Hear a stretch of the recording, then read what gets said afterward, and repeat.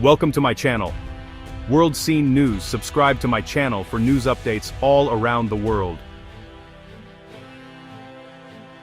Let's talk about India, a nation with a tapestry of ancient traditions, a booming tech sector, and a population that's both youthful and ambitious.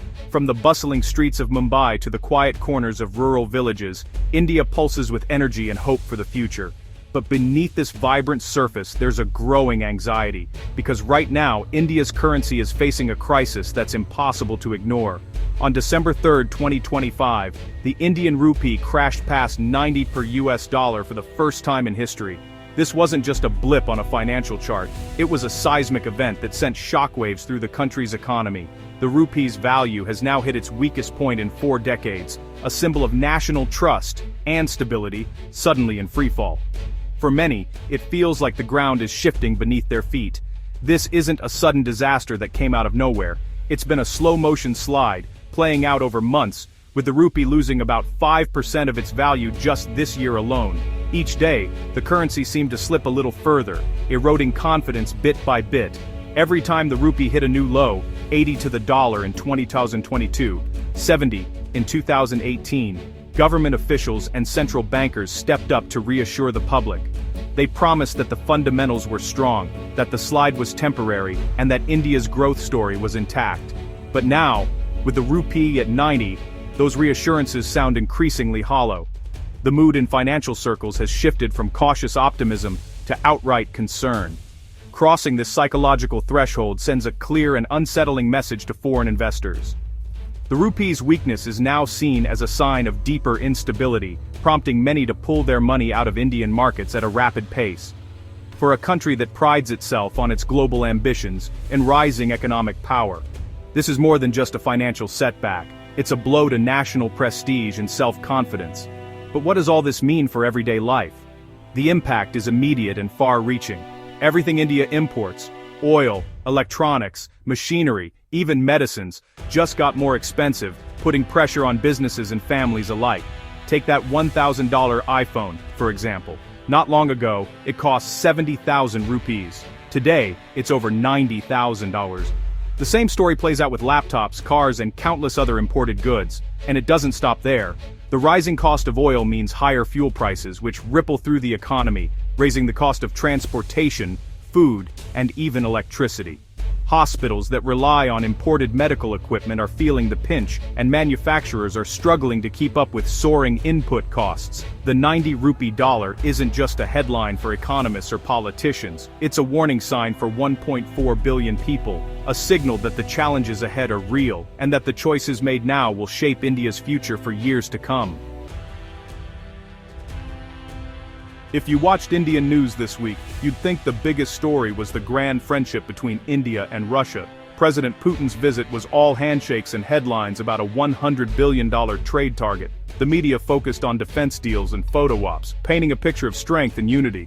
But behind the scenes, the rupee crisis is the real story, one the cameras are ignoring. Experts warn the economic pillar of this partnership is crumbling, but their voices are drowned out by the political fanfare. The disconnect between the summit's spectacle and the currency's collapse is dangerous. Ignoring the economic reality does a disservice to the public. Why is the rupee falling apart? It's a perfect storm of problems. First, a massive trade imbalance with Russia. India buys discounted oil, arms, and fertilizers, but sells little in return. The much-hyped rupee payment system failed. Russia is stuck with billions in rupees it can't use. Foreign investors are fleeing, pulling $17 billion out of Indian equities this year. Even domestic investment is leaving, with more money flowing out than in. The trade deficit hit a record high in October 2025. It's like a household spending more than it earns. Eventually, the bills catch up. The result? A vicious cycle of currency depreciation. Broken payment systems, trade imbalances, and spooked investors are dragging the rupee down. The crisis is deep, and the solutions are elusive. The rupee payment mechanism was meant to bypass Western sanctions and boost India-Russia trade. India paid for Russian imports in rupees, hoping Russia would use them to buy Indian goods. But Russia doesn't want enough Indian products, so it's stuck with a mountain of rupees. About $60 billion worth. The rupee isn't freely convertible, so Russia can't exchange it for rubles or dollars. This has led to payment gridlocks and delayed trade settlements. The plan, hailed as a step toward de-dollarization, backfired spectacularly. Instead of boosting the rupee's global credibility, it exposed its limitations. India's ambition to promote its currency has taken a hit. The experiment was strategically bold but economically naive. Now the rupee is paying the price. Let's demystify the trade deficit. It's simple. India buys more from the world than it sells, so more rupees flow out than come in. To pay for imports, India must buy foreign currency, increasing rupee supply and pushing its value down. The trade deficit with Russia alone ballooned to $57 billion last year, mostly due to oil. For every dollar India sells to Russia, it buys over $10 worth back. This puts relentless pressure on the rupee. But it's not just Russia. India's global trade deficit hit a record high in October 2025. A persistent deficit means the country relies on foreign investment to balance the books. When investors get nervous and leave, the rupee falls even faster. It's a vicious cycle that's hard to break. As if things weren't bad enough, global forces are making it worse. Around the world, economies are facing turbulence, volatile markets, rising inflation, and unpredictable policy shifts. For India, these global headwinds are more than just headlines, they're a daily reality, adding pressure to an already fragile situation. The US has slapped tariffs of up to 50% on Indian goods, making them too expensive for American buyers. These tariffs don't just affect a few products, they hit a wide range of Indian exports, from textiles and chemicals to auto parts and electronics. Suddenly, Indian businesses find themselves priced out of one of their most important markets. The US is a key market for India. These tariffs are a major blow to exports and dollar earnings. For many Indian companies, the American market represents growth, stability, and crucial foreign exchange. Now, with demand shrinking, factories slow down, workers worry about their jobs, and the flow of dollars into India starts to dry up. This protectionism creates uncertainty, making businesses and investors even more cautious. Boardrooms are filled with anxious discussions about the future, and investment decisions are put on hold. The ripple effects are felt across the economy, from small exporters to large conglomerates. Importers rush to buy dollars, fearing further rupee falls, while exporters hold on to their dollars, waiting for better rates. This tug-of-war in the currency market only adds to the volatility, as everyone tries to protect themselves from further losses. This creates a dollar shortage and accelerates the rupee's decline. As the rupee weakens, the cost of imports rises, fueling inflation and making everyday life more expensive for millions of Indians. India's dream of strategic autonomy is under threat as economic vulnerabilities grow. The government faces tough choices: protect the economy, or risk losing influence on the world stage. Every dip in the rupee is watched closely by the West, complicating India's foreign policy. International investors and governments are quick to react, making it harder for India to chart its own course. The pressure to balance ties with Russia and the West is mounting. India must navigate a delicate diplomatic dance, ensuring its interests are protected while not alienating key partners. When your economic foundation shakes, independence becomes much harder to maintain. The choices India makes now will shape its future for years to come, as it strives to weather the storm and emerge stronger on the global stage. The Reserve Bank of India is on the front lines trying to stop the rupee's slide. Its main tool, selling US dollars from its reserves to prop up the rupee. But every dollar sold is one less in the war chest, and the market forces are relentless. The RBI's interventions can slow the fall, but not reverse it. It's damage control, not a solution, and it's draining precious reserves. The government talks about boosting exports and fixing trade with Russia, but those are long-term goals. Right now, the RBI is fighting a losing battle with limited tools.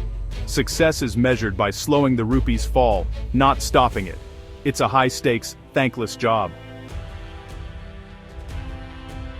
This isn't just about numbers, it's about daily life. When the rupee weakens, the impact is felt in every home, every market, and every wallet across the country. It's not just an abstract economic concept, it's something that shapes the way families plan their budgets, what they can afford, and even the choices they make at the grocery store. A weak rupee means everything imported costs more, starting with fuel.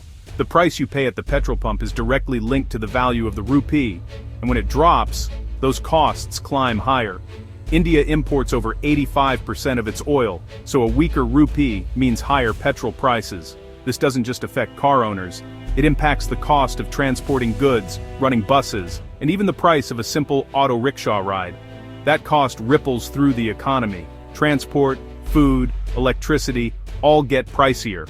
When fuel costs rise, so does the price of vegetables, grains, and other essentials because everything needs to be moved from farms to markets and stores. Economists call it imported inflation. Your salary stays the same, but your money buys less. The value of your hard-earned rupees shrinks and you start to notice that your monthly expenses are rising faster than your income. Studying abroad, foreign holidays, even made-in-India goods with imported parts, all become more expensive. Families saving for a child's education overseas, or planning a vacation, suddenly find those dreams slipping further away. The middle class and poor feel the squeeze most, as essentials eat up more of their income. For many, it means cutting back on nutritious food, postponing purchases, or giving up small comforts just to make ends meet. Savings erode, purchasing power drops, and anxiety rises. People worry about how to stretch their money, and the uncertainty can be overwhelming, especially for those on fixed incomes. The rupee's fall isn't just a statistic, it's a kitchen table crisis. Every financial decision from buying groceries to paying school fees becomes harder and more stressful. For millions, it means a lower standard of living and more uncertainty. The dream of a better life feels more distant, and families are forced to make tough choices every day. The currency crisis is personal. It's about real people, real struggles, and the daily challenge of making every rupee count in uncertain times. Amid economic chaos, one thing remains strong: India's defense ties with Russia. Despite payment issues, India relies on Russia for military hardware, jets, tanks, missiles. This isn't a relationship that can be unwound overnight. Decades of dependency lock India in. India is eyeing more Russian arms deals, deepening the partnership. Defense ties give Russia leverage and keep the relationship a priority for India. For India, strategic autonomy means balancing global powers, even at economic cost. But can India afford to let its economic stability be held hostage by defense needs? It's time for a more honest conversation about the true cost of this special partnership, before the consequences become irreversible.